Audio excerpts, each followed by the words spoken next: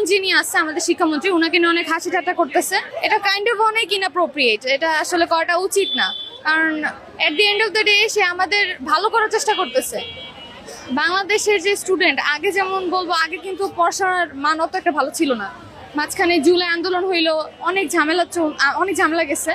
সেইটার পরে যে এত বড় একটা মানে চেঞ্জ আসছে, এটা অনেক আনএক্সপেক্টেড ছিল। মন্ত্রীর পদত্যাগ এগুলো হচ্ছে টোকাই বলা ভাই না, সে এসব কথা বলে। মন্ত্রীর পদত্যাগ এসব কথার কথা। ভোটটা আবার আমার যে হল পড়ছে ও পর্যন্ত মানে অবাক হয়েছে, এটা কি প্রশ্ন? উনি 5 মার্কের একটা ইয়ে রাখেন, স্কোপে রাখেন, উনি ডাইরেক্ট হার্টে চলে গেছে। আমার স্পেশালি দাবি হচ্ছে রুটিন। অসম্ভব যে 2 বছর ধরে প্র্যাকটিস করছে, একদিনের ভিতরে রিভিশন দেওয়া অসম্ভব। আপনি 11টা মানে কোন সময় দেখছেন? মানে আপনার গত 15-10 বছর আপনারা আমি একজনের সাথে কথা শুরু করেছি, অনেকদিন চলে আসছেন। আমার অভ্যাস নেই এরকম কথা বলার। আমি ছাত্র, আমাকে এখন টেবিলে থাকা উচিত, আমার এখানে আসতে ঠিক আছে। আমি আসছি মিরপুর, এখান থেকে আসছি আমি। রুটিন অবস্থা অনেক বাজে এখনকার। এই সায়েন্সের 2টা সাবজেক্টে এই অবস্থা করছে। আগামীতে এখন আরো আছে কত, আরো 3টা সাবজেক্ট, 6টা পরীক্ষা আছে। কি অবস্থা এটা দেখেন শুধু। রুটিনটা এক্সপ্যান্ড করতে হবে, টাইম রিভিশনের জন্য টাইম দিতে হবে। মন্ত্রীর পদত্যাগ এগুলো হচ্ছে টোকাই বলা ভাই না, সে এসব কথা বলে। মন্ত্রীর পদত্যাগ এসব কথার কথা। মিলন স্যারকে নিয়ে আতঙ্ক ছিল না, কারণ যেহেতু আমি একটু পড়ালেখা করি, ভাবছিলাম খুব সুন্দর প্রশ্ন হবে।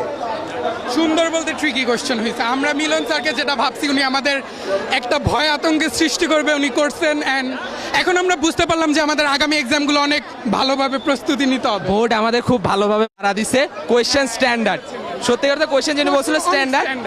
নকল করার সম্ভাবনা নাই, কারণ কোয়েশ্চেন এত কঠিন করছে, নকল করবো কি? মিলন স্যার যেটা করছে এটা খারাপ করেনি, কারণ আমার মনে হচ্ছে ওনার মানে সময়টাতে হয়তোবা উনি কোনো ভালো স্টুডেন্ট ছিল। উনি ভালো স্টুডেন্ট ছিল, এমন কোনো খারাপ স্টুডেন্ট যারা পড়ালেখা করে নাই, নকল করে পাস করছে।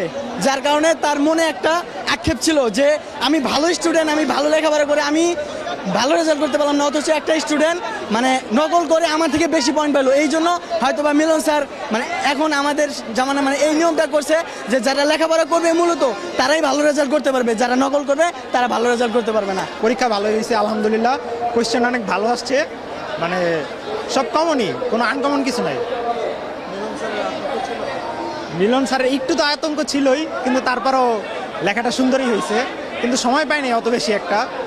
ওনার কথা আর কি বলবো, উনি তো আসলে ওনার মতো আমাদেরও ভাবে, কারণ এরকম আর কি। প্রশ্নটা খুবই স্ট্যান্ডার্ড হয়েছে, আর আগের বছরের সাথে কোনো মিল নাই আর কি। আগে তো আমরা অনেক সহজে পরীক্ষা দিছি, বা আমরা বোর্ড অ্যানালাইজ করলে দেখতে পারি যে প্রশ্নগুলো খুবই মানে পাস করার মতো ছিল বা A+ পাওয়ার মতো ছিল।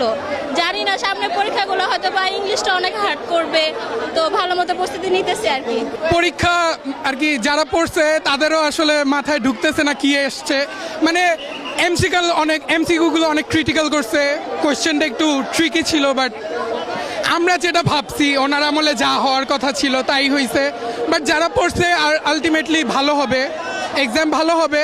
আমারও ভালো হয়েছে, বাট এমসিকিউতে একটু খারাপ গেছে, বাট রিটার্নটা ভালো হয়েছে আলটিমেটলি।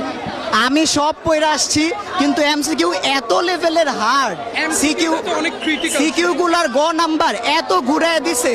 ফুল সিলেবাসে পরীক্ষা দিছি, অনেকগুলা চ্যাপ্টার ছিল, এমসিকিউটা স্ট্যান্ডার্ড করা দরকার ছিল। এত আমার কাছে তো এটা কোনো প্রশ্ন এলো না, মানে এত সহজ প্রশ্ন দেয় নাকি?